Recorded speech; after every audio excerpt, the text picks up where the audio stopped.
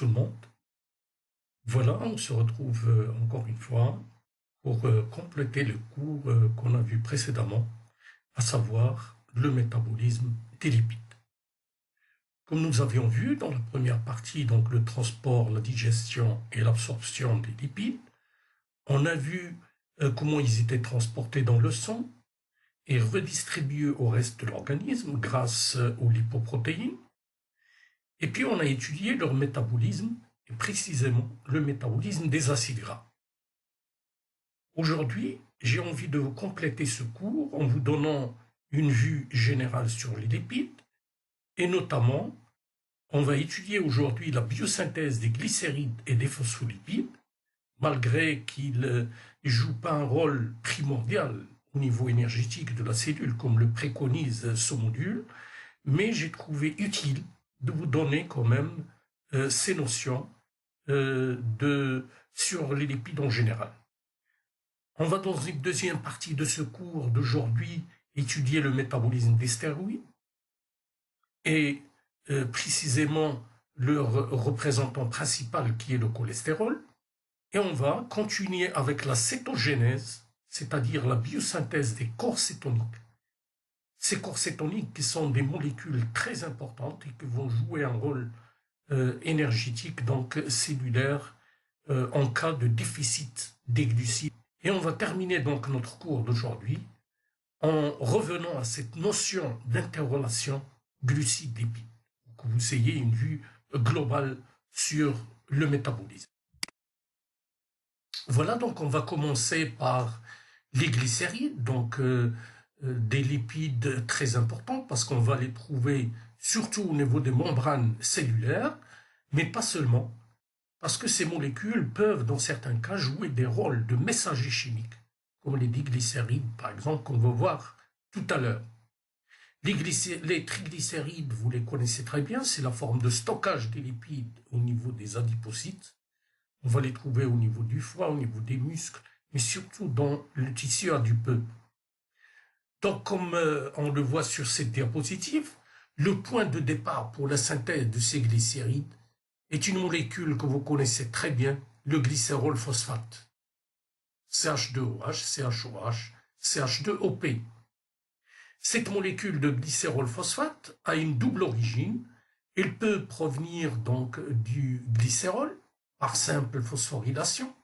Et qui dit phosphorylation dit kinase, donc glycérol kinase, en utilisant une molécule d'ATP. Et ce glycérol phosphate, on l'a vu dans la glycolyse, il peut provenir d'une molécule, la dihydroxyacétone phosphate.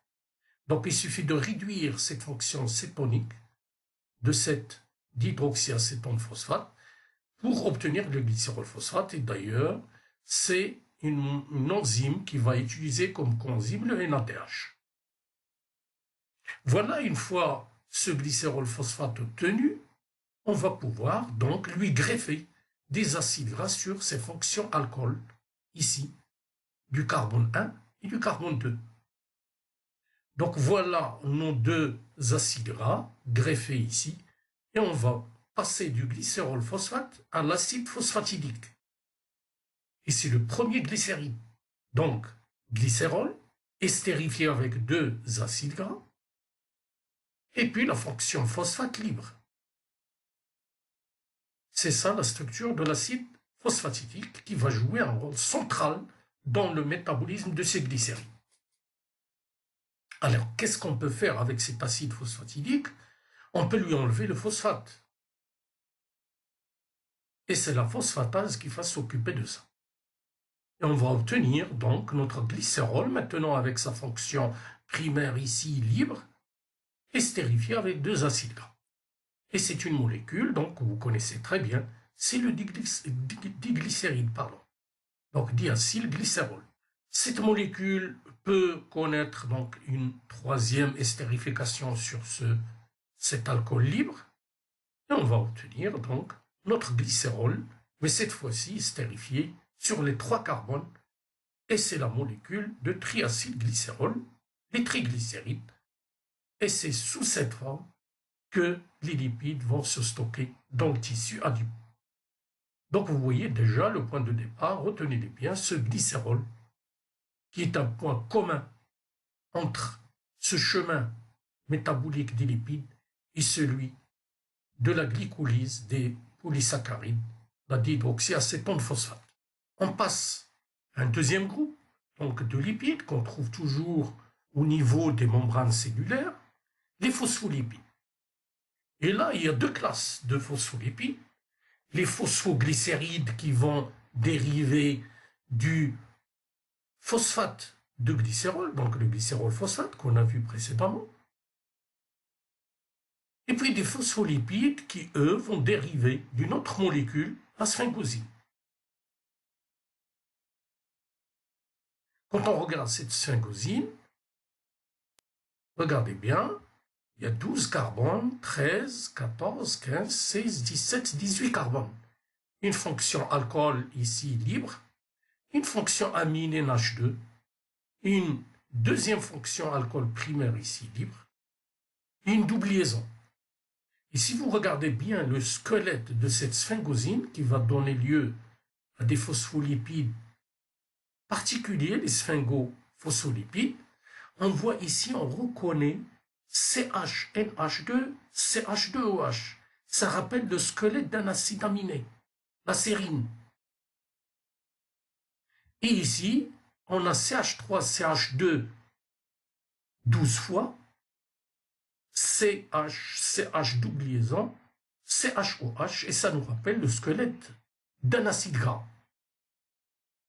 Et comme il y a 12, 13, 14, 15, 16, c'est un acide gras à 16 carbones. Et justement, la sphingosine, dans son métabolisme, sa biosynthèse, vient d'une sérine plus l'acide palmitoïl coenzyma. Donc, en résumé, les phospholipides ont deux origines, soit le phosphate de glycérol, soit la sphingosine. La sphingosine va donner les sphingolipides et le glycérol phosphate va donner les phosphoglycérides. Et on va commencer par les phosphoglycérides. Alors, les phosphoglycérides vont avoir comme parent l'acide phosphatidique qu'on a vu précédemment. Donc, je vous rappelle sa structure, il est ici, c'est du glycérol phosphate estérifié sur les deux carbones. Et cet acide phosphatidique, il peut dans certains cas jouer le rôle de messager chimique intracellulaire. Donc, on va voir ça tout à l'heure. Alors, le voilà ici, l'acide phosphatidique. Il est dérivé donc de deux acyl-CoA et du glycérol phosphate. Voilà, donc notre acide phosphatidique qui est placé au niveau des membranes. Il y a une transférase, l'acyltransférase donc qui va transférer les acides gras sur le glycérol phosphate pour obtenir cet acide phosphatidique. Et ensuite, il y a une phosphatase qui va prendre la place de la transférase pour enlever le phosphate. Et on va passer de l'acide phosphatidique au diglycéride. Une fois le diglycéride formé, on est toujours au niveau des membranes. Une troisième enzyme va intervenir ici et il va greffer de la chouline sur le diglycéride. Et on va obtenir la phosphatidylchouline. Ce premier phosphoglycéride, la phosphatidylchouline. Alors, d'où vient la chouline qu'on vient de greffer sur le diglycéride? La chouline, elle est là, en haut. Ça rappelle un peu ici l'éthanol, ici, avec une fonction aminée. Donc, l'éthanolamine, avec des méthyles, 3 méthyles. C'est ça la chouline. Donc, elle ressemble à l'éthanolamine ici, mais méthylée sur l'azote 3 fois. Alors, cette chouline, on va la phosphoryler sur la fonction OH ici. On va obtenir la phosphocholine ou la choline phosphate. Et il y a un nucléotide de transfert particulier à cette choline qui va la transférer, c'est la CTP. Et cette CTP va se charger donc de cette choline, il va la transporter sous la forme CDP-choline. Donc CTP donne CDP-choline et on va libérer un pyrophosphate. Et cette CDP, maintenant choline, c'est sous cette forme que l'enzyme va reconnaître donc ce substrat et il va le greffer, va greffer la partie choline sur le diglycéride pour obtenir la phosphatidylcholine. Donc retenez bien, point de départ acide phosphatidique, on va le déphosphoryler et on va lui coller la choline grâce à la CDP-choline pour obtenir en fin de compte la phosphatidylcholine. Et on peut faire la même chose, au lieu de greffer une choline, on peut greffer une éthanonamine et dans ce cas-là, on va obtenir la phosphatidyléthanolamine.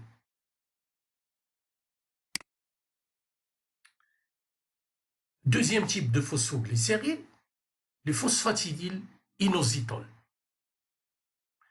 Alors, le point de départ est toujours notre acide phosphatidique. Maintenant, on sait, ça vient donc du glycérol phosphate sur lequel on va greffer les acides gras. Et cet acide phosphatidique, cette fois-ci, contrairement à tout à l'heure, au lieu donc de le déphosphoryler, on va tout de suite lui greffer une partie CDP. Et on va obtenir la CDP-diacylglycérol. Voilà. La formule, elle est là. Voilà, qui est collée maintenant à cet acide phosphatidique, avec départ, bien sûr, du phosphate pour donner ici 2 pyrophosphates. Parce que le CTP a 3 phosphates, l'acide phosphatidique a un phosphate, ça fait 4. Et pendant le départ, donc des PPI, on a 2 ici et 2 qui restent sur le CDP, donc ça fait 4.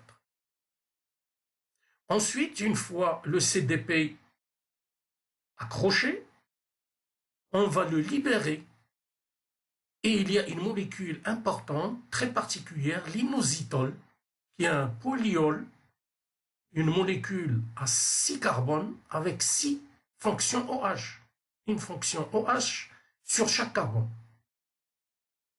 Et cette molécule particulière de l'inositol, on va la retrouver aussi sur les membranes, donc sous forme donc, de phosphatidylinositol, et il va jouer un rôle très important dans les messagers, dans le transfert, dans la transduction des messages chimiques à l'intérieur donc des cellules.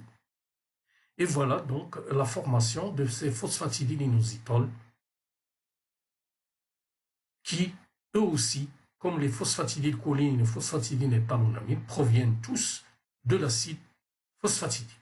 Bon, voilà, maintenant, j'ouvre une parenthèse pour vous parler un peu du rôle des transductions des messages joués par ce type de phospholipides, les phosphatidylinositols. Je l'ai dit tout à l'heure, ces phospholipides, on va les trouver au niveau des membranes des cellules. Ils vont jouer un rôle très important donc dans le transfert des messages à l'intérieur des cellules. Je vais vous montrer un exemple ici. Voilà une membrane cellulaire et voilà notre phospholipide, la phosphatidylinositol au niveau de la membrane de cette cellule. Il y a ici un récepteur cellulaire avec sa partie externe et ce récepteur, il va recevoir une molécule de signalisation, par exemple une hormone. Cette hormone, supposant qu'elle va jouer, qu'il va avoir un rôle sur la libération du calcium à l'intérieur des cellules. Tout le monde sait que le calcium, il est stocké dans des citernes à l'intérieur des cellules, exactement au niveau des réticulums endoplasmiques. Alors, quand il y a fixation de cette molécule de signalisation au niveau donc, du récepteur extracellulaire, Cette fixation va permettre l'activation d'une protéine particulière qu'on appelle la protéine G. Cette protéine G, donc, elle a deux formes, une forme inactive liée au GDP. Et quand il y a fixation donc, sur le récepteur de cette molécule de signalisation de l'extérieur, cette molécule G, cette protéine G, va changer de conformation et c'est le GTP qui se fixe avec départ du GDP. Une fois activée, cette sous-unité alpha donc de la protéine G, elle va voyager tout le long de la membrane pour activer une autre protéine enzymatique, la phospholipase C. Cette phospholipase C, il a une action directe sur notre phospholipide. Ce phospholipide va alors subir l'action de la phospholipase. Il va d'un côté libérer la partie inositol, phosphorylée, c'est l'IP3, il est ici, et de l'autre côté un diglycéride. L'IP3, l'inositol triphosphate ici, il va se coller à un canal à calcium du réticulum endoplasmique. D'où l'ouverture donc de ce canal et libération du calcium à l'intérieur du cytoplasme cellulaire. Le calcium libéré et le diglycéride ici libéré tout à l'heure par l'enzyme, ils vont tous les deux se fixer sur une protéine kinase membranaire qui va à son tour activer toute une série de phosphorylation de protéines, une cascade de phosphorylation à l'intérieur de la cellule qui va mener à la réponse cellulaire recherchée. Donc cette réponse cellulaire va dépendre donc de la molécule de signalisation de départ. Par exemple, on va avoir une activation d'enzymes ou au contraire une inactivation des enzymes par phosphorylation, ou bien elle va jouer sur la transcription au niveau des gènes de la cellule pour augmenter ou pour inhiber justement la production d'une protéine particulière, etc., etc. Donc voilà un peu le rôle de ces phospholipides, à base d'inositol qu'on trouve au niveau des membranes et qui jouent un rôle très important dans la transduction des signaux cellulaires. On passe à d'autres types donc, de phosphoglycérine, la phosphatidylsérine, la phosphatidyléthanolamine et la phosphatidylcholine. Donc ces trois composés, ils proviennent donc d'une phosphatidylsérine. Quand on va coller une sérine donc, sur l'acide phosphatidique, il est là, notre sérine.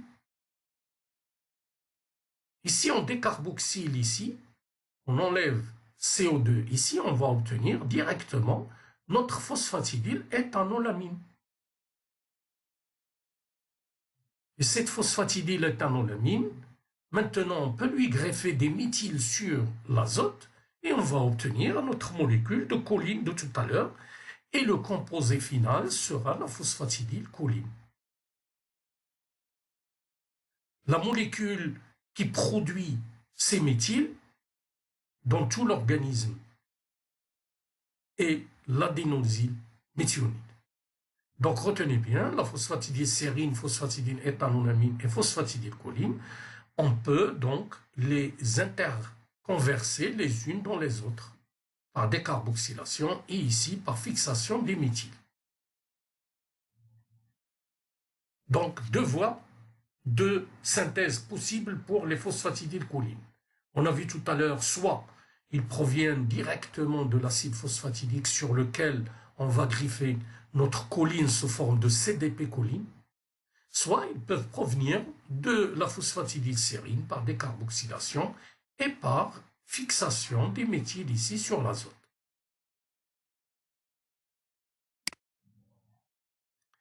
Deuxième groupe, donc des phospholipides, les sphingolipides. Les sphingolipides, on l'a dit tout à l'heure, ils proviennent de la sphingosine, mais pas du glycérol phosphate.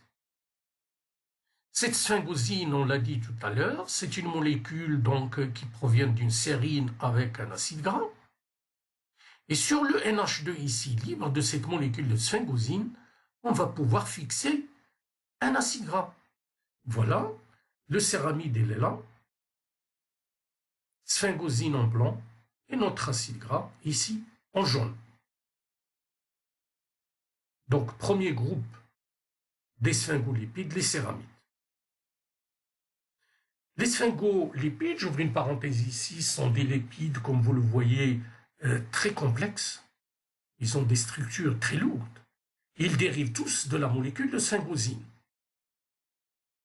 Ils sont présents aussi comme les glycérolipides dans les membranes plasmiques. Ils résultent, on l'a vu, de l'amidification d'un acide gras sur une sphingosine. Ils jouent un rôle très important dans la transmission des signaux cellulaires et la reconnaissance des cellules. Et sur la fonction alcool primaire, ici de la sphingosine, on peut aussi ajouter différents substituants. Et en fonction de la nature de ces substituants qu'on va fixer ici, on va obtenir différentes classes de sphingolipides. On va obtenir les céramides, s'il n'y a rien, des des phosphosphingolipides, quand il y a des phosphates ici, et des glycosphingolipides, si on peut coller ici, des polysaccharides.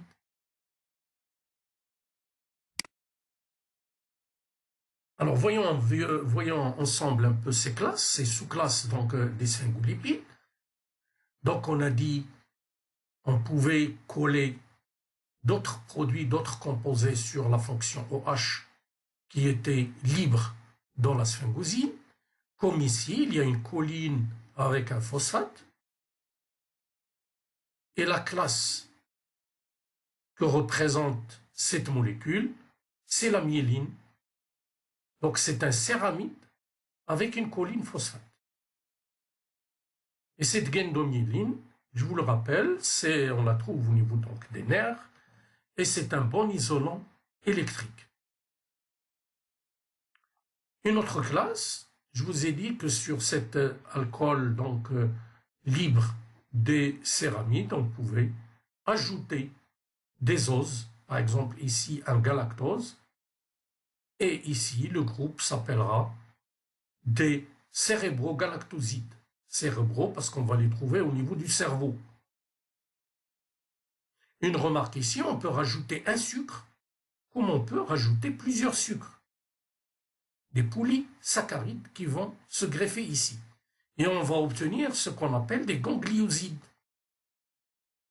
Et ces gangliosides, ils vont jouer donc un rôle très important dans la transduction des signaux cellulaires et on va les retrouver aussi avec l'acide sialique sur les membranes cellulaires du côté externe des cellules et ils vont jouer un rôle de récepteur des molécules qui viennent donc réagir sur les cellules de l'extérieur.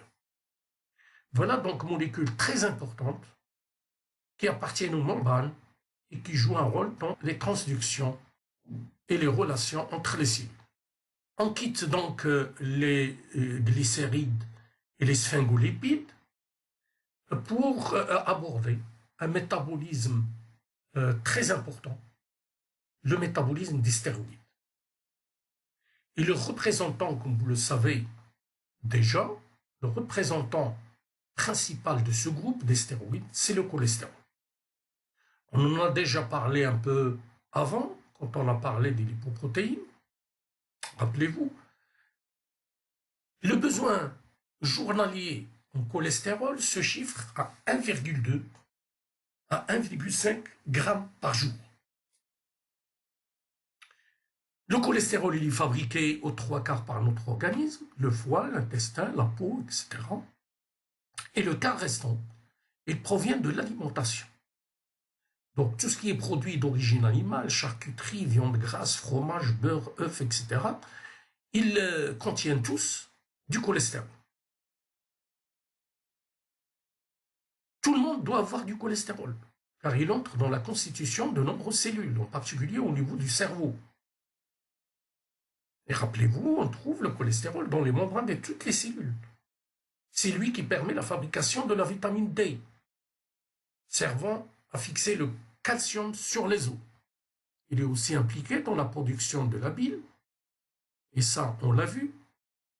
sans laquelle il n'y aurait pas de bonne digestion.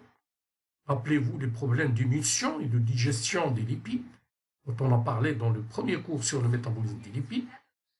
Et le cholestérol sert aussi à la fabrication des hormones sexuelles.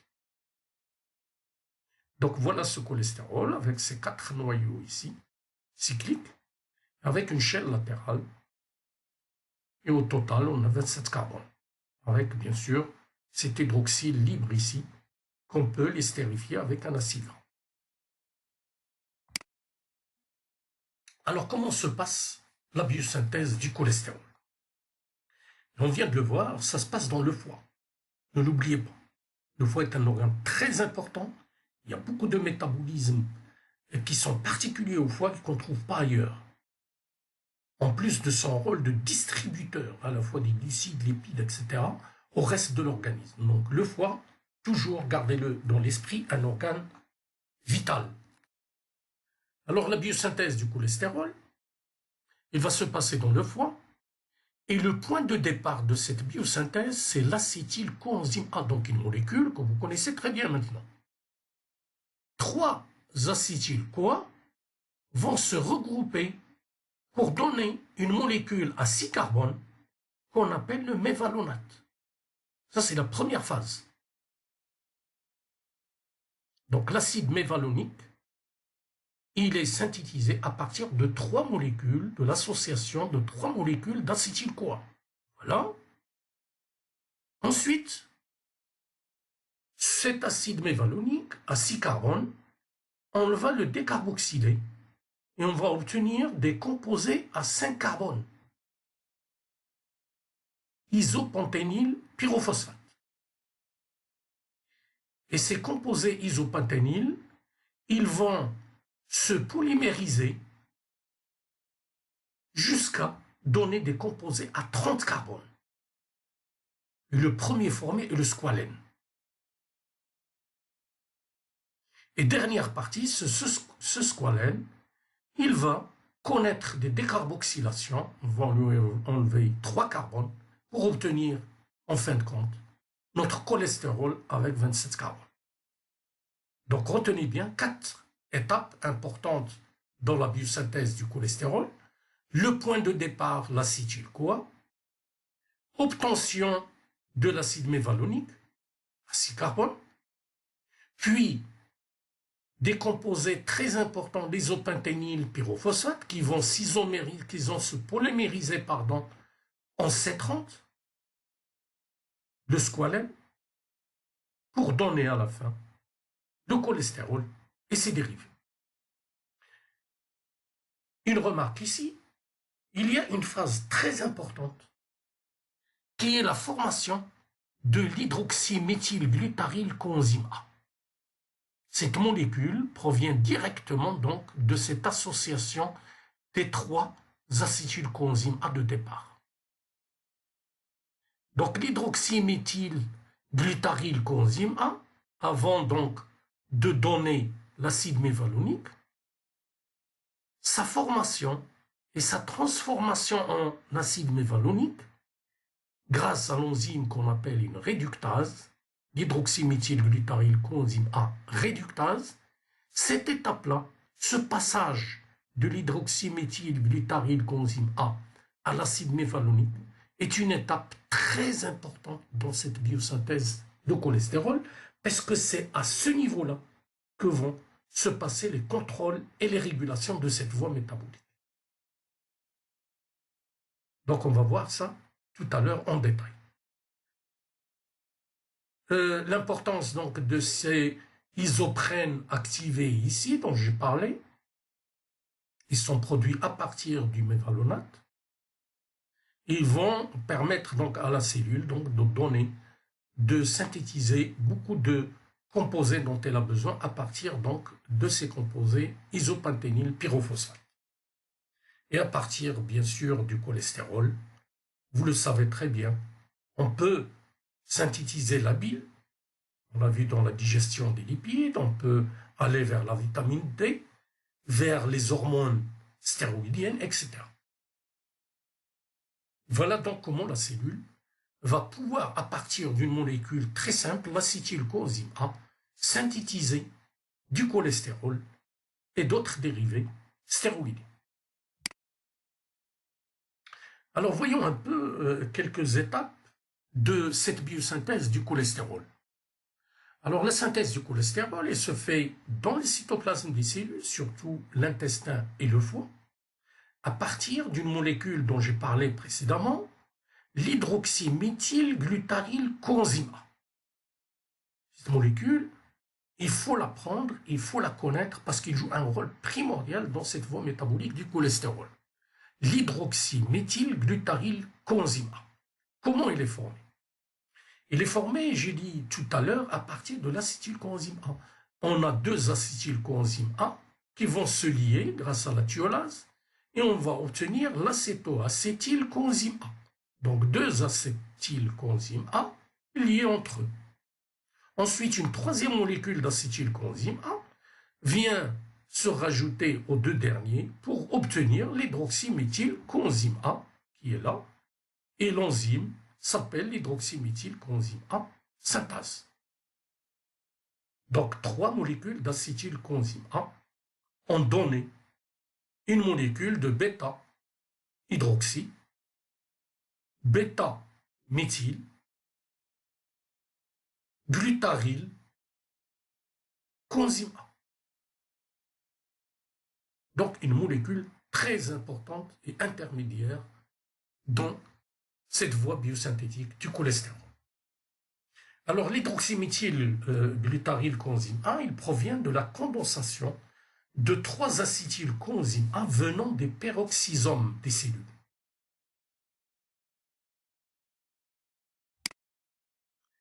Maintenant, le reste de la voie métabolique. L'étape d'engagement est la transformation de l'hydroxyméthylglutaryl-coenzyme A en acide mévalonique. On l'a vu précédemment. L'enzyme qui fait cette étape, c'est la réductase. Donc, elle est là en haut. Voilà, on a formé notre hydroxyméthylglutaryl à partir de 3 acétyl-CoA. Et ensuite, la réductase va réduire cette molécule HMG coenzyme A en acide mévalonique. L'acide mévalonique, il va, je l'ai dit tout à l'heure, connaître plusieurs transformations, notamment une décarboxylation, avant d'arriver à l'isopentényl pyrophosphate. Donc, ces radicaux isopréniques activés, l'isopentényl pyrophosphate, ils sont là. Donc, on obtient l'isopentényl pyrophosphate qui, lui, peut s'isomériser et donner le déméthylallyle pyrophosphate. Ces molécules peuvent donner d'autres produits, d'autres métabolites, géranyl pyrophosphate, farnésyl pyrophosphate, avant d'arriver au squalène. Et ces composés intermédiaires peuvent donner lieu à d'autres composés dont la cellule a besoin, comme des protéines. On peut obtenir donc l'hème, ici, et une molécule que vous connaissez très bien, l'ubiquinone, qu'on a trouvé au niveau des chaînes respiratoires. Et le squalène, par des réactions de monooxydation et d'épo-oxydation, il va donner, après une série de plusieurs transformations, du cholestérol. Et une fois le cholestérol formé, la cellule peut donner des hormones sexuelles, de l'acide biliaire ou de la vitamine D à partir de ce cholestérol.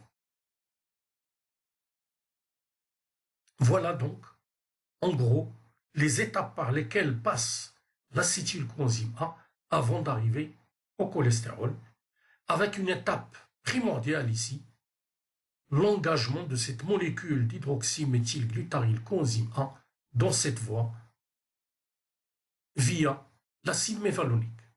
Et retenez bien, c'est cette voie ici, cette étape-là, qui est très contrôlée. Alors comment se passe ce contrôle justement et cette régulation de la voie biosynthétique du cholestérol. On a dit que l'acétyl-CoA va se condenser pour donner l'hydroxyméthylglutaryl coenzyme A. Et l'enzyme, la réductase, qui va faire le reste des transformations à partir de l'acide mévalonique jusqu'au cholestérol, cette molécule de réductase, elle est activée sous forme déphosphorylée. Et il est inactif sous la forme phosphorylée. Donc, tous les composés qui vont encourager ou activer cette déphosphorylation vont activer la biosynthèse des cholestérols. Et l'une des molécules que vous connaissez très bien qui va faire ceci, c'est l'insuline. L'insuline, c'est une hormone qui va activer une phosphatase, qui va enlever donc le phosphate ici, et va activer cette réductase, et par conséquent, il va activer, il va favoriser la biosynthèse du cholestérol. Au contraire, le glucagon, qui est une hormone antagoniste de l'insuline, il va faire le chemin inverse, il va activer la phosphorylation de cette réductase et par conséquent, l'inactivation. Donc retenez bien, l'insuline favorise la biosynthèse du cholestérol et des stéroïdes, alors que le glucagon, il inhibe cette biosynthèse. Une deuxième régulation immédiate, c'est les produits de formation de la réductase, à savoir l'acide mévalonique et un peu plus tard le cholestérol, ils viennent eux-mêmes inhiber par rétroinhibition, par feedback, cette molécule, cette enzyme qui est la réductase, qui est une enzyme allostérique. Voilà donc les deux types de régulation immédiate qui se passent directement sur la réductase. Les produits de formation et l'état phosphorylé ou non de l'enzyme. Un peu plus tard, une régulation plus tardive donc, celle qu'on vient de voir, c'est la régulation au niveau des tissus périphériques. En effet, cette biosynthèse du cholestérol va permettre donc l'augmentation du stock du cholestérol au niveau des cellules, et on a vu ça lors des transports par les lipoprotéines, et que ces cholestérols pouvaient s'estérifier grâce à cette enzyme donc, de transférase et d'estérase. On va passer d'une forme libre à une forme estérifiée de ce cholestérol. Ensuite, ce cholestérol, il a des actions directes. Et ça, on l'a vu, je vous envoie donc à votre cours sur les lipoprotéines. Ce cholestérol va réguler lui-même son entrée ou sa sortie des cellules. Comment? En agissant à plusieurs niveaux. D'abord, il va agir, on l'a vu, sur les récepteurs des LDL, ces lipoprotéines qui viennent déverser du cholestérol au niveau des cellules. Et ensuite, il va inactiver la réductase en agissant sur les gènes qui lui donnent naissance. Il va agir directement sur les gènes qui produisent, qui expriment donc cette enzyme de réductase. Et troisième chose que le cholestérol peut faire, c'est de réagir justement au contraire, activer les gènes qui vont permettre son estérification. Donc les gènes qui vont produire de la transférase.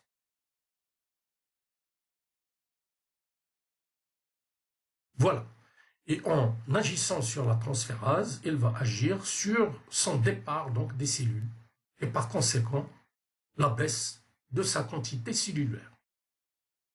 Donc retenez bien, plusieurs niveaux de régulation de cette voie biosynthétique du cholestérol, d'abord par les produits, en agissant sur l'enzyme allostérique qui est la réductase, en l'inactivant, On va agir sur la forme phosphorylée au nom de l'enzyme, grâce aux hormones insuline ou glucagon. Et ça se passe au niveau du foie, au moment de la biosynthèse. Et puis, une deuxième régulation plus tardive va se passer au niveau des tissus, où se charge le cholestérol, où il est stocké. Et cette quantité de cholestérol, plus elle est grande, et plus il va agir justement sur plusieurs niveaux. Il va agir pour s'estérifier en favorisant la naissance de l'enzyme de transfert, la CAT, en agissant sur la production de la réductase qui lui donne naissance à partir de l'acétylcoenzyme A. Et au contraire, il va favoriser, donc, la disparition ou le ralentissement de l'apparition des récepteurs de LDL sur les cellules et par conséquent, ces récepteurs ne vont plus reconnaître ces LDL et le cholestérol donc va cesser de pénétrer dans les cellules périphériques. Voilà comment on va agir donc soit vers l'augmentation ou au contraire vers la diminution de la biosynthèse du cholestérol dans les cellules. Alors maintenant, on va passer à des composés très importants aussi, les corps cétoniques. Alors les corps cétoniques, ils sont produits dans la mitochondrie du foie. Encore une fois, on retrouve notre organe, le foie, à partir d'acides gras. Ils peuvent être assimilés à des déchets, mais ils se révèlent être un carburant énergétique pour les tissus périphériques, le muscle squelettique, le muscle cardiaque et les reins, donc des organes qui travaillent beaucoup, qui ont besoin d'énergie. Et ces corps cétoniques, ils peuvent fournir à ces organes jusqu'à 75% de l'énergie consommée, notamment par le cerveau en cas de jeûne prolongé. Mais le glucose, il reste un fournisseur quand même, dans tous les cas, au minimum, pour 25 à 30% de l'énergie du cerveau. Donc ces corps cétoniques, ils sont utilisés pour pallier, pour remplacer le manque de glucose dans les tissus en cas de diabète.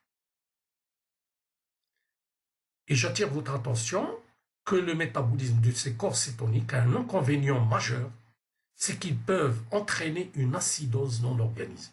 Ils peuvent baisser le pH, donc du sang, et on a une acidose létale, mortelle, dans ce cas-là. Alors voyons un peu leur biosynthèse, la biosynthèse de ces corps cétoniques, et cette biosynthèse s'appelle la cétogenèse. Alors le point de départ est le même que pour le cholestérol, c'est-à-dire la formation de l'hydroxyméthylglutaryl-coenzyme A. Donc 3-acétyl-CoA donne cette molécule d'hydroxyméthylglutaryl-coenzyme A. Et tout de suite, une liase va enlever une molécule d'acétylcoenzyme A et nous donner 2 acétylcoenzymes A reliés l'un à l'autre, mais sans coenzyme A cette fois-ci, qui est l'acide acétoacétique ou l'acétoacétate. Et ça, l'acétoacétate constitue le premier corps cétonique formé. Ce corps cétonique, il va subir 2 transformations possibles. Soit une réduction, et on va passer donc de cette fonction cétonique à la fonction alcool, grâce à une déshydrogénase, à NADH+, et on va obtenir l'acide hydroxybutyrique. Hydroxy et butyrique parce qu'il y a 4 carbones. Ou bien, une deuxième possibilité, cet acétoacétate peut subir une décarboxylation non enzymatique cette fois-ci et qui va directement donner de l'acétone. Quand on lui enlève ici le CO2, on va obtenir CH3CO, CH3 qui est l'acétone. Donc, retenez bien, voici les 3 corps cétoniques qu'on a. L'acide acéto-acétique, l'acide hydroxybutyrique et l'acétone.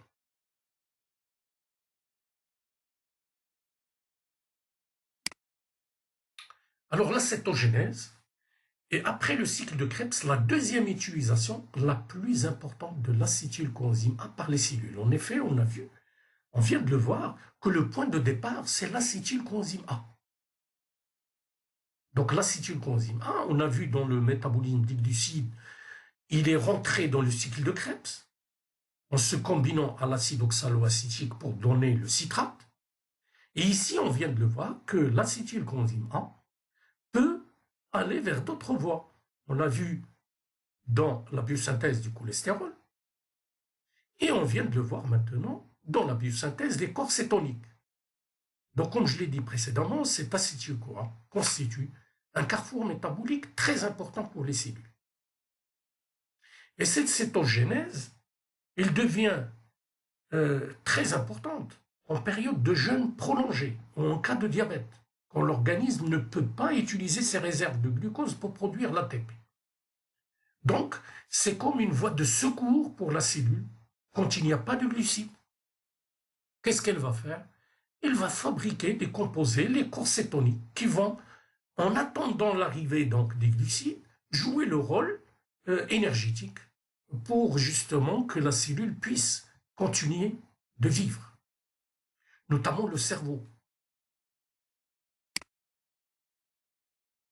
Alors quand l'organisme ne peut utiliser ses réserves de glucose pour produire l'ATP, le cycle de Krebs est ralenti dans le foie, car ces substrats, principalement l'oxaloacétate, ils sont utilisés par une autre voie, la néoglycogénèse, de sorte que leur concentration cellulaire va diminuer. Donc retenez bien, on est dans le cas d'un jeûne prolongé, les glycides n'arrivent plus, alors l'acétylcoenzyme A, ici, il ne peut plus rentrer dans le cycle de Krebs. Le cycle de Krebs, il est ralenti.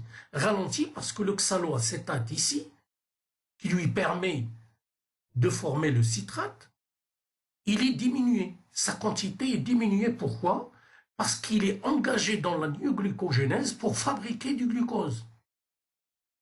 Parce qu'il y a un manque de glucose. Résultat, l'acétylcoenzyme A, qui vient des acides gras, parce que les glucides ne viennent plus, donc la glycolyse est diminuée aussi, et cet acétyl-CoA qui vient du métabolisme des acides gras, comme on l'a vu, il va être bloqué, il ne peut plus partir vers le cycle de Krebs.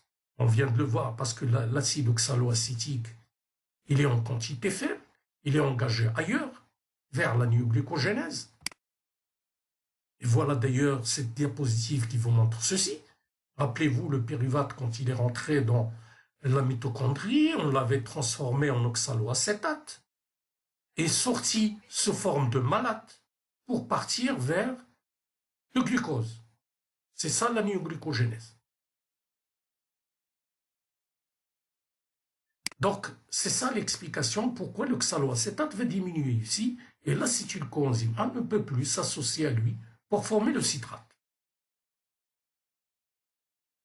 Deuxième chose, deuxième remarque, l'acétyl-CoA issu donc de la bêta-oxydation des acides gras ne peut pas être condensé sur cet acétyl-CoA.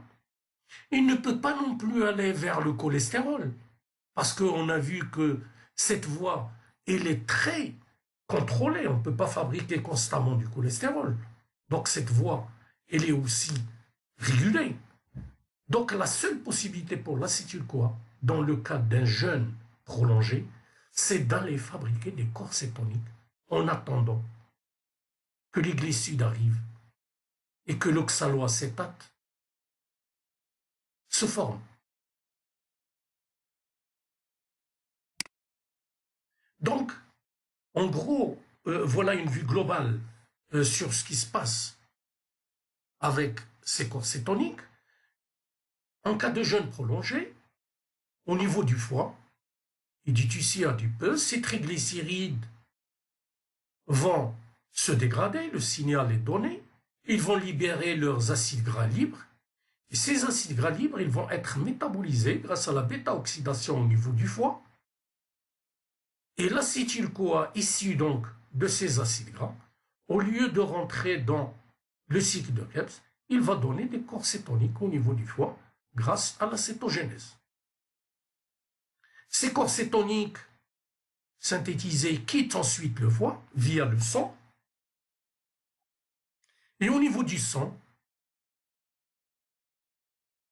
je l'ai dit tout à l'heure, comme c'est des acides, le pH sanguin plasmatique va diminuer de plus en plus au fur et à mesure de leur formation. Et s'ils ne sont pas utilisés tout de suite ou éliminés, ils vont constituer un danger pour le corps parce qu'on risque l'acidose. Donc, quelles sont les possibilités d'utilisation de ces corps cétoniques? Pour l'acétone, c'est très simple, c'est un composé qui ne sert absolument à rien pour la cellule, donc il va être éliminé par les poumons, par la respiration. Deuxième possibilité, on peut les éliminer dans les urines. Et troisième possibilité, ces corps cétoniques vont aller vers les organes utilisateurs de beaucoup d'énergie. On a vu le cerveau, le cœur, les muscles, etc. Et dans ces organes, ces corps cétoniques vont donner de l'acétyl-CoA, donc par le chemin inverse de leur formation, ils vont entrer dans le cycle de Krebs pour être métabolisés et former de l'énergie en attendant l'arrivée donc des glucides. Donc retenez bien, en absence de glucides, on fait appel aux lipides et on va fabriquer des corps cétoniques, corps qui vont jouer un rôle secondaire énergétique mais très important en attendant l'arrivée des glucides. Et n'oubliez pas le danger de l'acidose qui risque d'être provoqué par ces corps cétoniques. Voilà, on arrive à un autre groupe particulier, très important aussi, des lipides, les eicosanoïdes. Ce sont des composés très variés. On trouve des prostaglandines, des leucotriènes, des thromboxanes, des prostacyclines et beaucoup d'autres. Alors il y a des scientifiques qui les considèrent comme des composés différents, d'autres les considèrent comme des hormones, puisqu'ils dérivent tous de l'acide arachidonique. Ils ont des rôles diversifiés. Ils peuvent jouer un rôle de régulateur, de médiateur dans les contractions des musculus, dans l'agrégation des plaquettes, dans la sécrétion gastrique, etc. Donc quand on regarde ici, on voit ces groupes particuliers donc des lipides. Ils dérivent ici, vous avez un acide arachidonique au milieu et c'est lui qui donne naissance à tous ces composés, les leucotriènes, les prostaglandines, les prostacyclines, les thromboxanes, etc. Alors, quel est le métabolisme? C'est ça ce qui nous intéresse de ce groupe des eicosanoïdes. Certes, ils ne vont pas jouer un rôle énergétique, mais ils vont jouer un rôle très important quand même dans la vie de la cellule. Comme je viens de le dire, et comme on vient de le voir sur la diapositive précédente, tous ces composés dérivent de l'acide arachidonique, qui est un acide gras à 20 carbone, 4 double liaisons, et qui fait partie du groupe des oméga-6. Donc comment il va donner naissance à ce groupe des eicosanoïdes? Cet acide arachidonique, il va subir soit une oxydation par des cyclooxygénases pour les prostaglandines, les prostacyclines et les thromboxanes, soit il va s'oxyder par des lipooxygénases pour les leucotriènes et les lipoxynes. Alors, quand est-ce qu'ils sont synthétisés, ces eicosanoïdes, notamment les prostaglandines?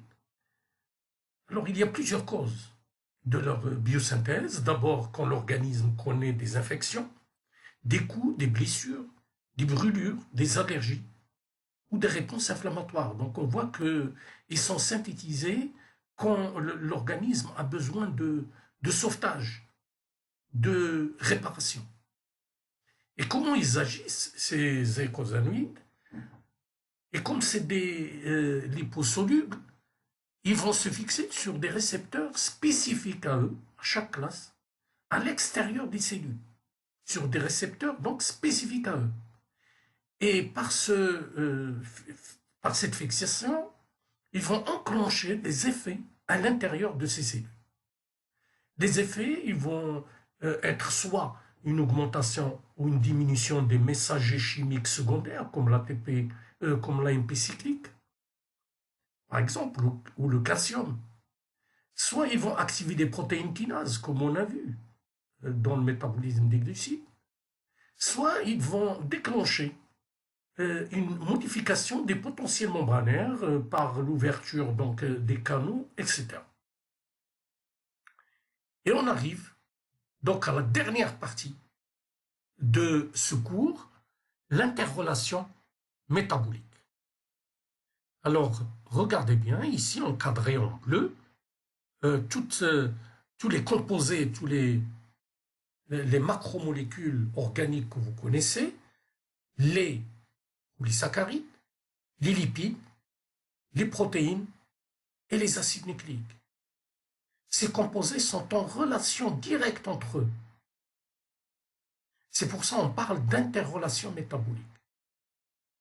Alors, par exemple, ici, les polysaccharides, on l'a vu, par la glycolyse, ils donnaient du pyruvate. Le pyruvate, lui, c'est un point commun, il peut aussi provenir du métabolisme des acides aminés, comme on va le voir dans un prochain cours sur les protéines. Ils peuvent donner des acétyl-CoA, et on a vu aussi que le pyruvate donnait aussi l'acétyl-CoA par décarboxylation oxydative. Cet acétyl-CoA, il provient aussi du métabolisme des triglycérides par bêta-oxydation. Et quand on rentre dans le cycle de Krebs par cet acétyl-CoA, on obtient encore des intermédiaires métaboliques qui peuvent provenir directement d'autres métabolismes possibles comme les acides nucléiques. C'est le cas des succinates. Donc regardez bien, des intermédiaires cellulaires importants, mais qui appartiennent à plusieurs voies métaboliques possibles. Donc il y a comme une interconnexion entre ces types de métabolismes, à la fois des glucides, des lipides, des protéines et des acides nucléiques. Voilà un carrefour métabolique important, ce n'est pas le seul, mais l'un des plus importants de la cellule, l'acétylcoenzyme A.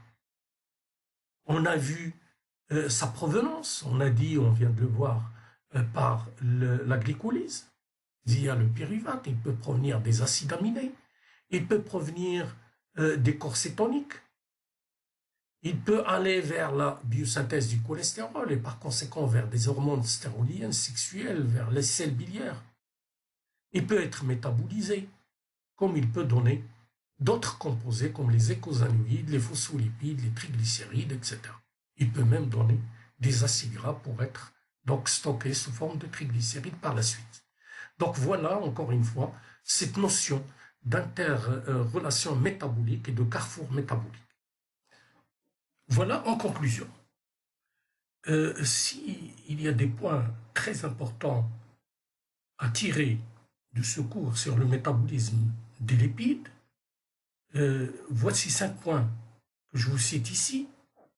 D'abord, les lipides sont plus énergétiques que les glucides. Pour le même poids, on a plus d'énergie venant des lipides que des glucides. Le rôle des lipoprotéines qu'on a vu dans les transports et la distribution de ces lipides dans l'organisme. Et aussi un rôle d'épuration, pensez au circuit inverse du cholestérol, donc des tissus vers le foie. L'importance de ce cholestérol dans la digestion. On a vu l'émulsion qui va aider l'attaque des lipases. On va trouver ces lipides aussi, ce cholestérol au niveau des membranes. Et il va constituer un précurseur pour différentes hormones, notamment les hormones sexuelles, pour la vitamine D et d'autres produits. N'oubliez pas les phospholipides et les écosanoïdes. Ces deux classes, on va les trouver certes dans les membranes, mais ils vont jouer un rôle très important dans les phénomènes de transduction des signaux. Et on va les trouver aussi jouer un rôle pour les écosanoïdes, précisément les leucotriènes dans le système immunitaire, dans l'engagement donc des leucocytes en cas d'inflammation. Et pour finir, n'oubliez pas ces phénomènes d'interrelation métabolique et que toutes ces voies métaboliques sont interconnectées. Et merci pour votre attention.